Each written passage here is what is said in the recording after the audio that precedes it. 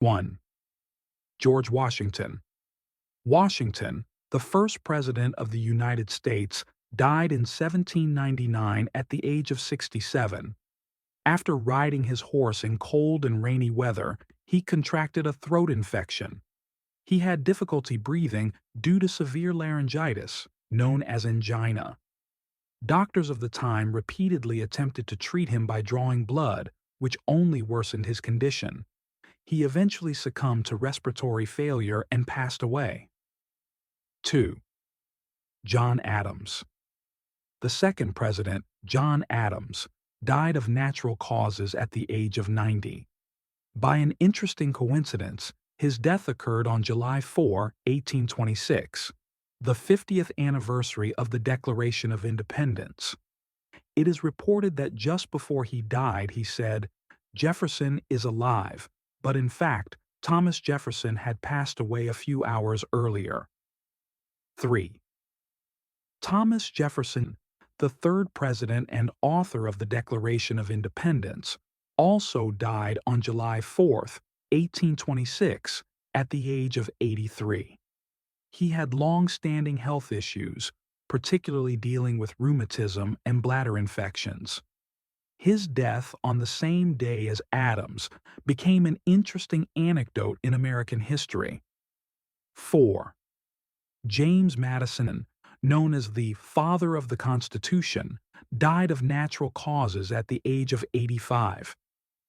The cause of death was chronic heart failure and complications from rheumatism. He had lived quite a long life for his age. 5. James Monroe died of tuberculosis in 1831 at the age of 73. This is also interesting because 3 of the first 5 presidents, Adams, Jefferson, and Monroe, died on July 4th. 6th. John Quincy Adams. The 6th president, Quincy Adams, continued to work in Congress even after his term ended. In 1848, he suffered a stroke while speaking at the podium in the House of Representatives. He died 2 days later at the age of 80. He is said to have remarked, "I am happy to die in the service of this nation." 7. Andrew Jackson had a combative personality, but toward the end of his life, he suffered from many health problems: tuberculosis, lead poisoning due to bullets lodged in his body from past battles, and heart problems. He died of heart failure in 1845 at the age of 78. 8. William Henry Harrison. Harrison is the shortest-serving president in U.S. history. He died of pneumonia just 31 days after taking office in 1841. On the day he took office, he gave a long speech in the rain, which led to his illness. 9. John Tyler. After leaving the presidency, he became a supporter of the Confederacy. He suffered a stroke and died in Richmond in 1862 at the age of 71. Interestingly, while the Confederate government held an official funeral for him, the Union government considered him a traitor and ignored him. 10.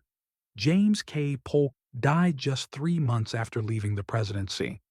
He contracted cholera during an epidemic in 1849 and died at the age of 53. He is one of the youngest presidents to have died. 11. Zachary Taylor. Taylor died suddenly in 1850 at the age of 65 while in office.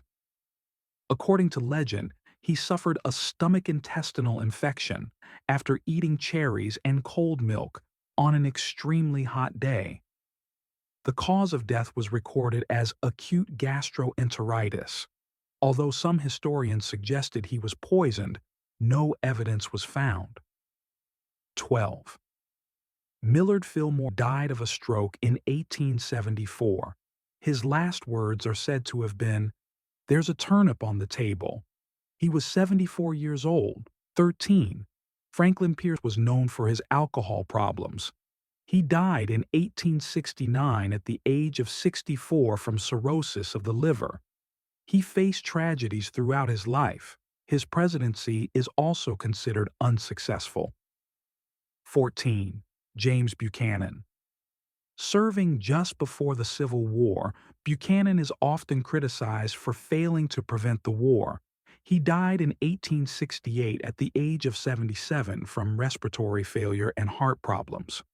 15. Abraham Lincoln was the first president to be assassinated. In 1865, he was shot in the head by actor John Wilkes Booth at Ford's Theater.